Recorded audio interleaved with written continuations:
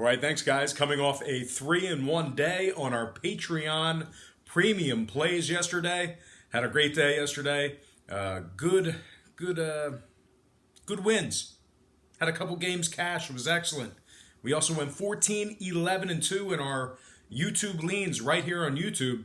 So a pretty good day for us on a Tuesday. But we're at hump day already today, and we got plenty of action. And today's slate is quite challenging. So let's go ahead and dive into these games and see what we can come up with, beginning with Boston taking on the Rays, 12-10 Tampa Bay. The Rays are minus 110, total 7.5. Not a whole lot of movement on the money line, although we did see movement downward on the total. Once again, the Rays are minus 110, total open 8, down to 7.5. 57% of the consensus is leaning toward the Rays, 59% shaded toward the over. Right now, Boston's plus 102 on the money line. The Rays are plus $1.85 on the run line. We have David Price for the Red Sox, Charlie Morton for the Rays. Morton comes into this game with an 11-3 record, 2.61 ERA, and a 1.06 WHIP. He also has 152 strikeouts in just 124 and a third innings pitched. Now, Tampa Bay is tied for second in the AL East. They're 10 games over 500 at 57-47 overall for the year. Tampa Bay is also first in runs allowed on average per game. Very tough to score against them. They're also fourth in striking batters out on average per game. Now, Boston on the other side, they are 22nd in runs allowed, 20th in walks allowed. They've also won just 11 out of 28 ball games, taking on teams allowing less than 3.9 runs per contest. The Red Sox are winning just 40% of their games as the underdog, and they're winning just 35% of their games at the current market price. Now, total-wise, Boston is 33-20 to the over on the road. Meanwhile, the Rays on the other side, 67% to the over at home when the line was 7.5. So with all that in mind, I'm going to lean Tampa Bay minus 110 and the over 7.5 in that game. And before we go ahead and move on, just want to take a quick timeout and welcome you to the show. Once again, we got some lines and personal leans out for Wednesday's Major League Baseball action. It's hump day. We're almost there. The weekend is so close, we can smell it. But anyway, got to remind you to check me out on my website at patreon.com/BrockPage. We do daily plays on that site, and that is the website where we went 3-1 yesterday in our premium plays. Memberships begin at just $1.99 per month. Link for that site is in the description section below. Once again, that is patreon.com/BrockPage. All right, let's go ahead and get into some more games right here on YouTube. All starts Eastern Standard Time, and on deck we've got the Rockies taking on the Nationals, 1:05 Eastern first pitch in the nation's capital. Now this is game one of a doubleheader between these two teams today. No line currently posted for this game. It looks like we're going to have John Gray for the Rockies in game one. It also looks like we're going to have Eric Fetty for the Nationals in game one as well. Now Fetty comes into this matchup with a 3.50 ERA. Washington is second in the NL East, 53-46 overall for the year. They're also 27-20 at home. Now, the Nats have won 6 out of their last 7 in Washington. They're also 6th in striking batters out. Now, the Rockies on the other side, completely different story. They're dead last in the NL West, 18.5 games back in that division. They're also 6 games under 500 right now, 47-53 overall for the year. They've also won just 21 out of 50 ball games when traveling. The Rockies have dropped 6 out of their last 7 on the road. They're also just 1-7 in their last 8 at any location. They are 25th in striking out on average per game. They're also last in hits allowed. So with all that in mind, I'm going to lean Washington winning this one outright for some money line cash. Next game, Phillies Tigers, 1:10 Eastern first pitch in Detroit. The Phillies are minus 155, totals 10.5. Not a whole lot of movement on the total, although we did see a 20-cent move toward the Phillies. They open $1.35 up to minus 155, totals 10.5. 72% are leaning Philadelphia, 57% shaded toward the over. Right now, the Tigers are plus 145 on the money line. The Phillies are plus $1 on the run line. We have Vinny Velasquez for the Phils, Jordan Zimmerman for the Tigers. Zimmerman comes into this game with an 0-7 record, 7.51 ERA, and a 1.69 whip. Still looking for that first win of the year.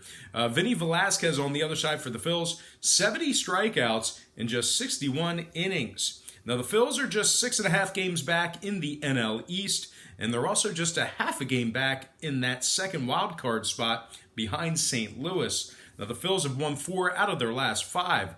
They also rank 7th in offensive walks on average per game.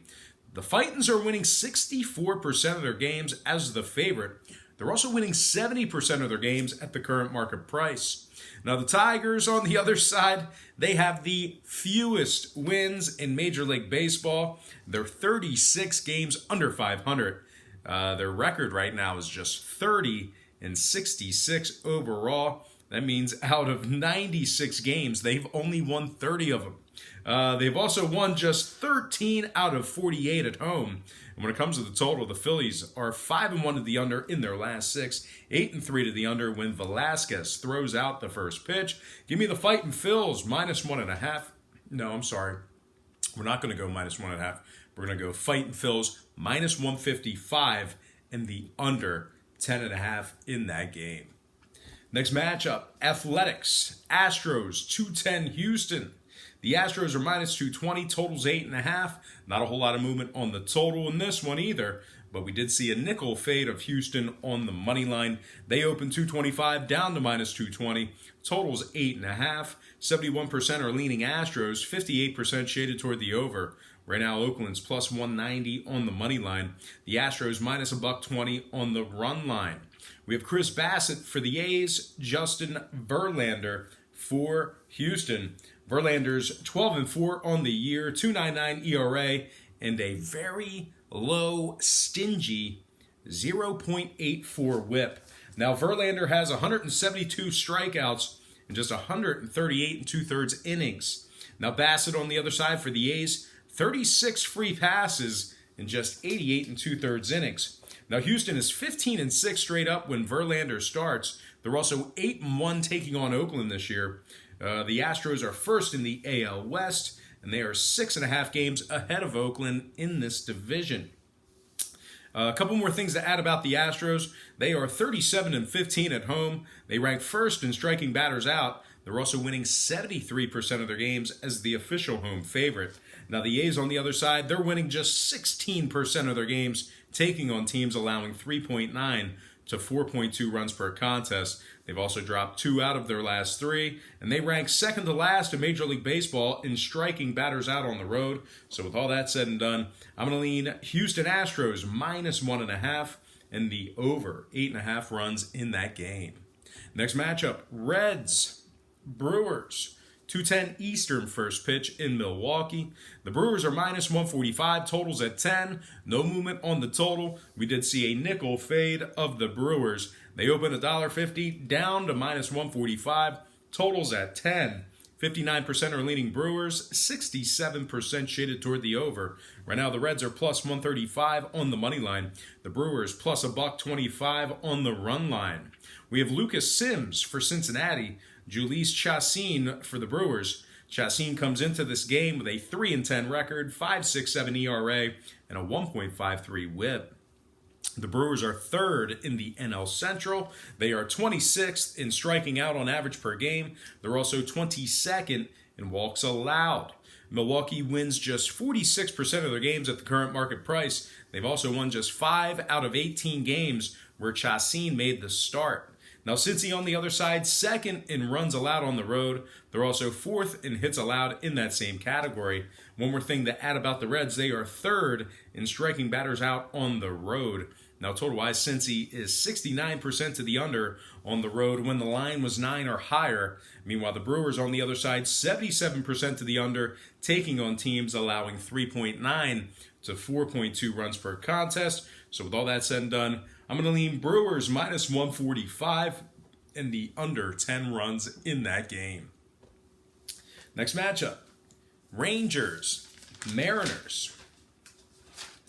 3:40 Eastern first pitch in Seattle. The Rangers are minus 140, totals 8.5. A lot of movement in this one. We saw movement downward on the total. We also saw a 25-cent move toward the Rangers. Texas open $1.15 up to minus 140. Total open 9 down to 8.5. 65% are leaning Texas. 66% shaded toward the over. Right now, Seattle's plus $1.30 on the money line. The Rangers plus $1.10 on the run line. We have Mike Minor for the Rangers, Mike Leake for the Mariners. Leake comes into this game with a 4.27 ERA and a 1.23 WHIP. Meanwhile, on the other side for the Rangers, Mike Minor is 8-5 on the year, 2.86 ERA and a 1.16 WHIP. Minor also has 131 strikeouts in just 129 innings. Now, Seattle is dead last in the AL West. They are 22 games under 500 at just 41-63 overall for the year. They're also 24.5 games back in their division. They've won just 21 out of 53 at home this year. Now, Texas on the other side, 8-2 in their last 10 taking on Seattle. The Rangers are also 29-20 against the spread away from home. And of course, when I refer to the spread in Major League Baseball, I'm referring to the run line. So once again, 29-20 ATS away from home. The Rangers are also 8th in runs scored on average per game. Now, total-wise, Seattle's 8-3 to the over in their last 11. Give me the Rangers minus 140 and the over 8.5. Next game, Baltimore, Arizona, 340 Chase Field. Arizona's minus 135, totals at 9. We saw a nickel move toward Arizona, movement downward on the total. The D-backs open $1.30 up to 135. Total open 9.5 down to 9 flat. 53% are leaning Diamondbacks, 82% shaded toward the over. Right now, Baltimore is plus 125 on the money line. The D-backs plus $1.45 on the run line. We have John Means for the Orioles, Taylor Clark for the Diamondbacks. Clark comes into this game with a 2-3 record, 6.50 ERA, and a 1.64 WHIP. Meanwhile, John Means on the other side for Baltimore has a record of 8-5. He's also coming into this game with a 2.95 ERA and a 1.09 WHIP. Now, Arizona's third in the NL West, 15.5 games back in that division. They've also won just 22 of 48 at home this year. They rank 21st in home scoring on average per game. Now, Baltimore on the other side, as bad as they've been, winners in 4 out of their last 6 games. They're also 4-1 in their last 5 taking on Arizona. Give me the Orioles plus 1.5 and the under 9 runs in that game. Next matchup, Cubbies, Giants. 3:45 Eastern first pitch in San Francisco. The Cubs are minus 140, totals 8.5. Bunch of movement in this one as well. We saw a 20-cent move toward the Cubs. 20-cent move toward the Cubs on the road. We also saw movement downward on the total. Chicago open $1.20 up to minus 140. Total open 9 down to 8.5. 53% are leaning Giants, 58% shaded toward the over. Right now, San Fran is plus 130 on the money line. The Cubbies are plus 115 on the run line. We had Big John Lester for the Cubs, Tyler Beede for the Giants. Bede's 3-3 with 55 strikeouts in just 59 1/3 innings.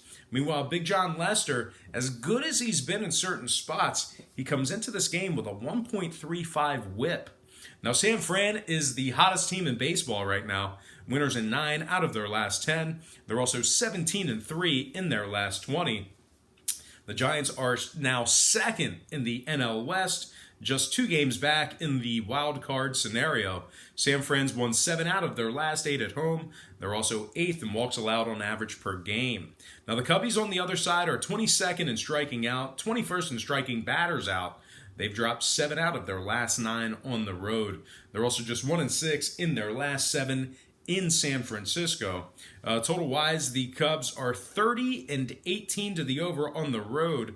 Meanwhile, the Giants are 13-7 to the over in their last 20.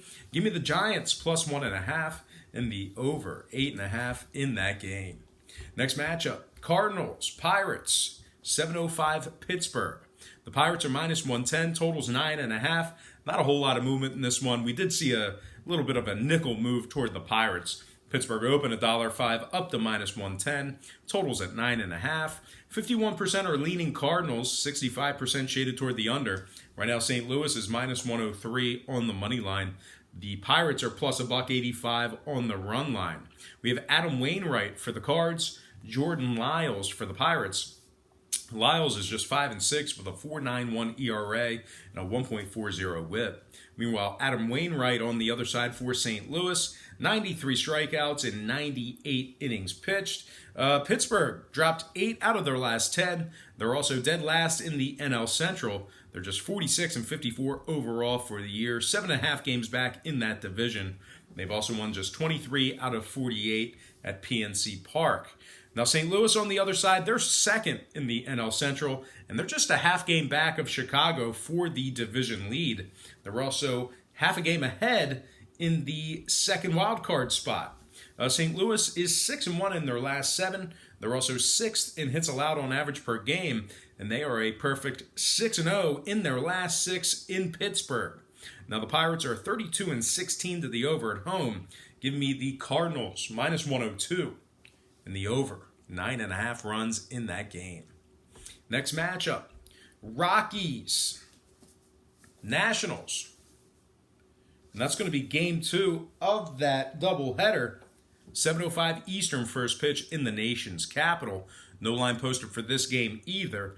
Looks like we have Kyle Freeland probable for the Rockies. Patrick Corbin probable for the Nats.